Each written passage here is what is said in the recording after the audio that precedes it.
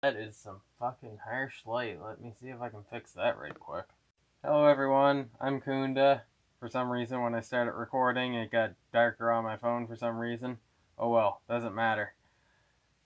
I want to talk today about the Extinction Rebellion climate strike that happened in Chibukto, Halifax.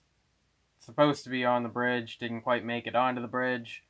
But yeah, first off, right quick, I want to say a couple things. I want to do a more in-depth personal update real soon. That's not going to be this video. I thought about doing the two at once. They're just not the same thing, so I'm not going to do it.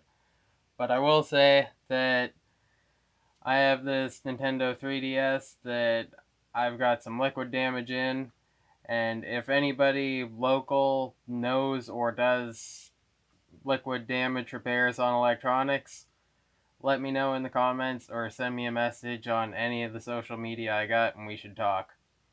Also, I was planning to go to the Extinction Rebellion event. I overslept, didn't make it.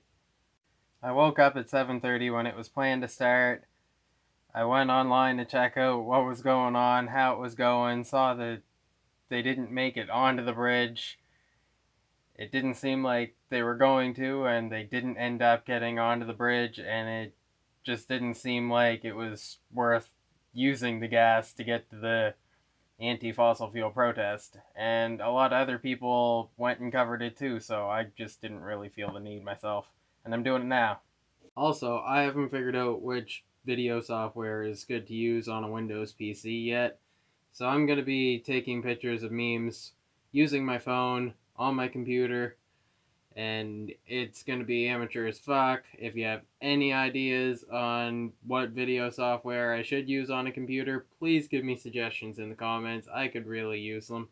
And please bear with me with that strategy I'm using.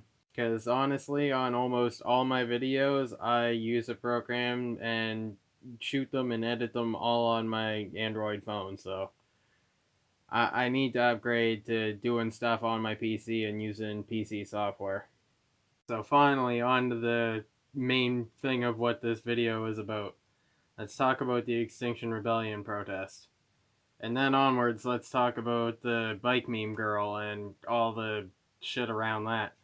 But first, the protest. As you can maybe see, but hopefully not because it's kind of dark looking, I'm pretty sympathetic to the movement in general.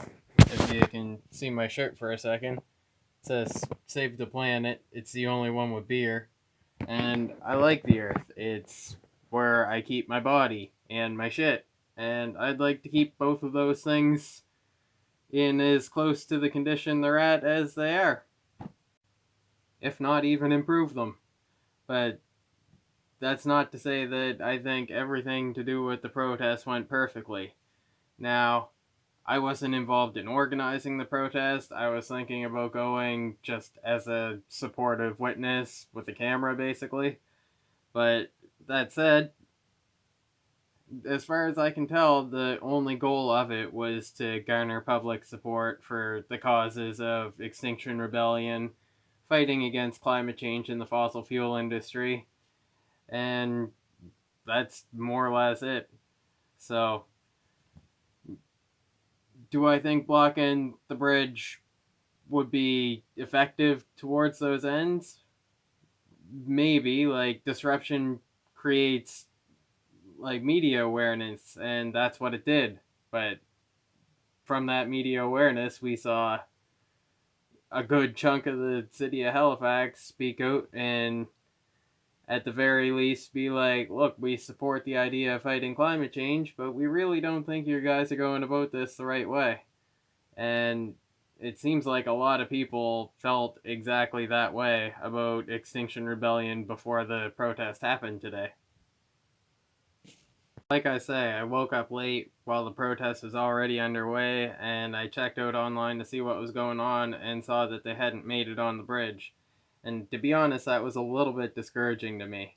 I know a lot of people thought that the whole strategy was poorly thought out of blocking the bridge and that kind of thing.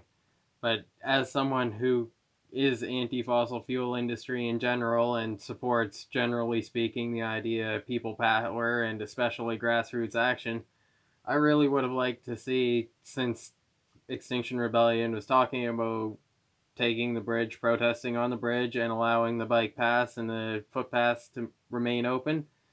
That was their plan. I would have really liked to see that plan come into action. But it's not Extinction Rebellion's fault that the Bridge Commission and the Halifax police worked together and blocked off the bridge before Extinction Rebellion could protest in their intended area, and also blocked off the bridges completely, whereas the intended event was to just disrupt traffic and to allow foot traffic and bike traffic to go on unimpeded. So, with all that said, speaking about bike traffic and going unimpeded, let's talk about the bike traffic thing. Before I talk about the memes, because I do want to talk about the memes, I want to lay out, as far as I can tell, what it was that happened.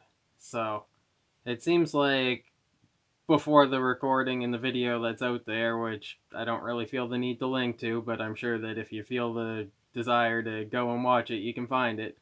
But prior to that, the cyclist that was in the video gave the finger to some of the Extinction Rebellion protesters. The girl that I'll refer to as Meme Girl, I don't know if she wants her identity out there, and that's fine. Meme Girl comes over, and as far as I can tell, that's when the video starts. In the video, we see Meme Girl, who's a passionate, young indigenous teenage woman, angrily speaking out against this cyclist who, in a lot of ways, their values are almost certainly the same, and it was sad to see the confrontation go the way it did. But we see Meme Girl respond to the rudeness of the cyclist. There's a miscommunication around taking the bus, how the event was publicized all week, and basically Metro Transit in the city knew this event was going to happen. They planned for this, and the buses were taking alternate routes. Meme Girl told the cyclist that instead of taking her bicycle today, where there was the risk that there could have been a disruption, even though Extinction Rebellion intended for there to be none for cyclists, that maybe the cyclist should have planned to take the bus to get to work instead of going that way. The miscommunication in the video is really cringy.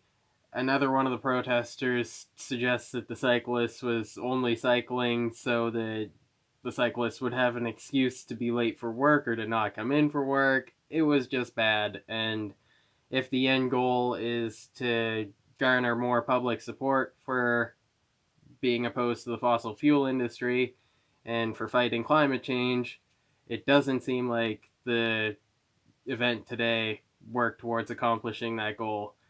And that's really unfortunate. Yeah, it shouldn't have been that way. You live and you learn, though. I'm not blaming anybody. Now I want to talk about the memes. This is the part of the video where I'm getting into editing territory that I've never really done before, showing a photo and putting my voice over top of it. Yeah, bear with me. I don't know how this is going to go. Also, there is one meme, or specifically one response to a meme, that I want to address, but that I don't want to show directly. Bridget Von Snaps, I don't know who the fuck you are, but what you had to say about the most common iteration of the meme going around is fucking repulsive, and there's no reason for someone to be saying that kind of shit about a 17-year-old teenager for the mild confrontation that we saw today. Like, give your head a fucking shake. So I actually appreciate this one. It really it harkens back to the Heritage Minutes, and a lot of Canadians like those. But it also highlights the fact that we ought to be paying attention to this kind of thing. It's a legacy that we need to be more attentive of. I've watched two different vantages of the video. And from them, neither of them I could see meme girl say that quote. It seems fake. This hasn't been a meme, but maybe it should be. And whether you agree with climate change is human caused or not, these are all pretty reasonable requests and things that have been consistently being asked of the current government anyway, so I don't know why you would oppose this kind of thing. This one, I'm not sure you can see it because of the height thing, but yeah, it's just kind of a funny reflection on that miscommunication between the cyclist and especially Meme Girl, but also the couple other Extinction Rebellion people as well. So this is the worst of the shit that I'm sharing. I interpret this optimistically as the meme creator painting Meme Girl as if she was just like Catch Me Outside Girl. Now, there are ways to interpret this that are much less optimistic, and I should explain a couple of those too, I suppose. Now, I don't want to assume this is what the meme creator was thinking when they created the meme, but I feel like with the missing and murdered Indigenous women crisis and everything associated with that, it's important to highlight that this could be interpreted as a snide kind of don't catch me under the bridge over this fucking protest kind of shit, and that is just fucking repulsive as well. Like, I think we can, most all of us agree that there's no need for things to be that hostile in a discussion around this. Being a little bit late and sitting in your car for 20 minutes or whatever is not worth that bullshit, and it's sad to see grown adults acting the way we're seeing in a lot. Conclusion, do I think the bridge out protest today in Chibuktuk went well or great? No, not really at all. I think 18 people got arrested. The biggest thing out of it is all these memes. It's not optimal results. Do I think Extinction Rebellion is a worthy organization and cause and should still be considered? Absolutely. I think everybody makes mistakes, and today having the results that it did is one of them. That said, it got a lot of attention. Even if it's not the greatest, they say bad press is good press, or whatever that saying is.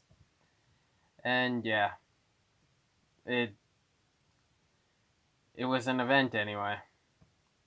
I don't think whatever happened today should reflect on Extinction Rebellion as a global movement as well. Like, Halifax is not reflective of the entire global Extinction Rebellion experience and people involved with it, and it seems way more diverse than what we saw today. The silver lining is all that exposure, and hopefully the momentum keeps going and the people involved are able to turn that snowball in a positive direction.